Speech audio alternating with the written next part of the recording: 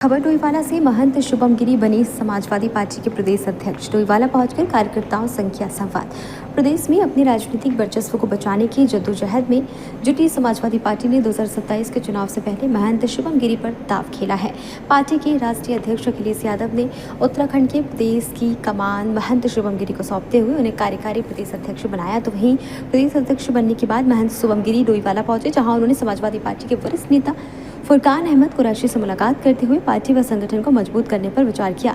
महंत शुभम गिरी ने कहा कि संगठन के सभी वरिष्ठ नेताओं के साथ संगठन विस्तार किया जाएगा और आगामी 2027 के चुनाव में समाजवादी पार्टी उत्तराखंड में मजबूती के साथ चुनाव लड़ेगी और पार्टी विधानसभा में अपनी पहुंच बनाएगी। जो समाजवादी पार्टी ने जो मुझे सम्मान दिया है, साधु संतों को सम्मान दिया है, साधु संत भी इसमें खुश है। हरिद्वार शहर के वासी और देश के तमाम बड़े से बड़े मठाधीश जितने भी साधु हैं, सभी की मेरे को बधाई शुभकामनाओं के लिए फ़ोन आ रहे हैं। और मेरा कार्य है कि अब समाजवादी का कार्यकारी अध्यक्ष बना हूँ तो पार्टी संगठन मजबूत करूँ। हरिद्वार जिले में हमने 2004 में सीट जीती थी, 8 में मेरे खुद के क्षेत्र से डॉक्टर प्रेम जी मुन्ना जी पार्षद रहे। तो हम चाह रहे हैं कि अब समाजवादी का विस्तार करेंगे और संगठन में विचार विमर्श करेंगे। हमारे प्रदेश के जितने भी वरिष्ठ लोग हैं उनसे चर्चा करके टिकट का वितरण करेंगे। अब समाजवादी पार्टी वजूद को कायम रखेगी। अखिलेश यादव जी एक ऐसे व्यक्ति है जिन्होंने चिपको आंदोलन, IDPL ऋषिकेश को खोलने की मांग की और उन्होंने अंकिता भंडारी केस में समर्थन देने की मांग की।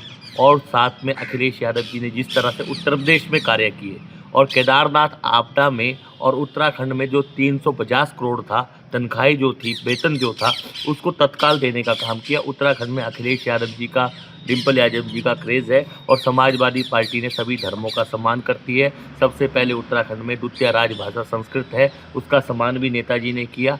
हिंदी का सम्मान भी नेताजी ने किया। केवल समाजवादी पार्टी जंगल, हिमालय बचाओ अभियान, पर्यावरण, जिस तरह से अगस्त मुनि महाराज जी का अपमान किया गया, उस डोली को गेट को तोड़ा गया और DM बोल रहे कि गेट बनाया गया, पहले बोल रहे नहीं बनाएंगे। तो इसी तरह से समाजवादी जनता की आवाज़ उठाएगी, जनता का मुद्दे उठाएगी और कार्य करेगी। क्या हाँ, प्रदेश नेतृत्व सीनियर जितने भी हैं हमारे, और जो राष्ट्रीय अध्यक्ष जी का आदेश होगा, दिशा निर्देश होगा, जितने हमारे प्रदेश के साथी, फुरकान जी का, भड़थवाल जी का, सचान जी का, पड़ाचर जी का, जितने भी हमारे सीनियर हैं, बड़े से बड़े जो पार्टी में विपरीत परिस्थिति में भी जुड़े हैं, तो उन लोगों का विचार विमर्श होगा।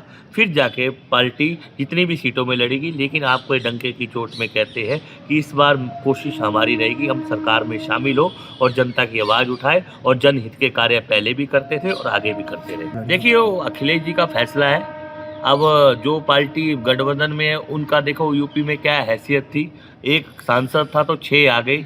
अगर हम यूपी में सांसद उनके 6 लाते हैं तो हम लोग उसके प्रकार देखेंगे, वो ऊपर वाला तय करेंगे। उनकी जब बैठक होगी क्या होगा वो तो ऊपर वाला तय करेगा। लेकिन समाजवादी पार्टी को मेरे को उत्तराखंड के हरिद्वार और 13 के 13 जिलों में प्रेस करनी है, वहाँ की समस्या उठानी है, जनता की समस्या उठानी है। मूल निवास का भी जो मुद्दा चल रहा है उस मुद्दे को उठाना है और जनता का जो भी आंदोलन कर रहे हैं, कितने आंदोलन उत्तराखंड में हो रहे हैं, ऋषिकेश में कितना बुरा हाल हो रहा है, तो उस आंदोलनों में भी जाके समर्थन करना है। आंगनबाड़ी, आशा वर्कर सभी परेशान है, वो वेतन बढ़ाने की बात करिए, संविदा कर्मचारी परेशान है, उनके साथ भी मैं खड़ा रहूँगा। देखिए, समाजवादी पार्टी के राष्ट्रीय अध्यक्ष आदरणीय श्री अखिलेश यादव जी एक नौजवान है और उत्तराखंड के दामाद हैं, और श्रीमती डिम्पल रावत यादव यहाँ की बेटी है उत्तराखंड से। समाजवादी पार्टी का उत्तराखंड से बेटी और रोटी का रिश्ता है। समाजवादी पार्टी ने एक साधु संत को सम्मान दिया है। मैं समझता हूँ कि देश के तमाम साधु संतों का सम्मान समाजवादी पार्टी ने किया है। समाजवादी पार्टी का लक्ष्य होगा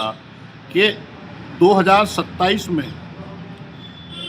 अब के हम विधानसभा में जाएं और जिस तरह का भारतीय जनता पार्टी का आचरण रहा है, चाहे बहन अंकिता भंडारी का मामला हो या पहाड़ के नौजवानों का रोजगार का, प्लेन का, गन्ने का, और हमारे जो मैदानी मूल के लोगों को मूल निवास और अस्थायी निवास की तरफ बांटा जा रहा है भारतीय जनता पार्टी, उन सब मुद्दों को लेकर समाजवादी पार्टी घर घर जाएगी। और जो ये भारतीय जनता पार्टी का रंग चढ़ावा था फर्जी, ये उतरना शुरू हो गया है। अगर भारतीय जनता पार्टी वास्तव में हिंदूवादी पार्टी होती तो मैं समझता हूँ कि एक शंकराचार्य का अपमान न करती, कभी भी न करती, क्योंकि साधु संत महात्मा सुफी एक ऐसे होते हैं, पहली बात तो वो गलती करते नहीं, पर अगर कर भी दी तो फिर भी उनके पैर या हाथ छुए जाते हैं, हाथ जोड़े जाते हैं।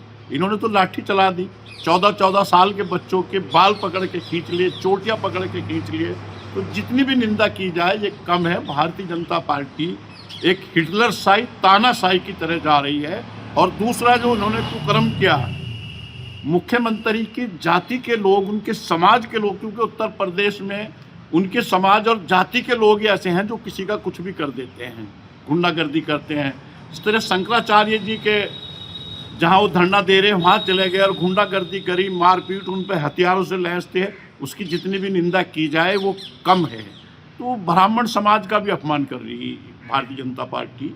भारतीय जनता अभी कल एक ब्राह्मण समाज के सिटी मजिस्ट्रेट ने बरेली से इस्तीफा दे दिया। 2019 बैच के अधिकारी थे, बताइए, पढ़ लिख के उनके माता पिता ने देखा होगा, इतना कितना दुखी होगा वो। और इस्तीफा दिया नहीं और भाजपा के गुंडे उसके मकान पे पहुंच गए उसे मारपीट करने के लिए। तो बताइए ये कहां तक चलेगा। खबर भारतवर्ष के लिए डोईवाला उत्तराखंड से आशीष यादव की रिपोर्ट।